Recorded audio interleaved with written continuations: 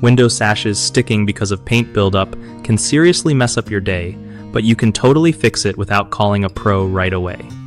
So, first off, grab a putty knife or a paint scraper and gently work around those sticky spots to chip away the extra paint layers. Don't go too crazy or you'll mess up the wood underneath. After that, grab some medium grit sandpaper and smooth out the edges where the paint is thick. This helps the sash slide better without sticking. If the paint is super stubborn, you might want to use a heat gun or a chemical paint remover, but be careful not to burn the wood or inhale any nasty fumes. Once you've got the paint buildup under control, clean the sash with a damp cloth to get rid of dust and debris. Lubricate the sash tracks with some wax or silicone spray so everything moves smoothly.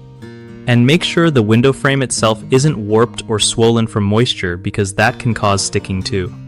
Finally, if you're repainting, use thin coats and let each layer dry fully to avoid this problem in the future. One of the biggest mistakes people make with sticky window sashes from paint buildup is using too much paint at once, which just piles up and causes all this jamming. The fix is to apply thinner coats and wait for them to dry completely before adding more. Another common issue is skipping sanding after scraping, so the surface stays uneven and still catches on the sash. Sanding smooths it out and makes sliding easy. Lastly, some folks forget to check for moisture damage or swelling in the wood, which can make even a perfectly scraped sash stick.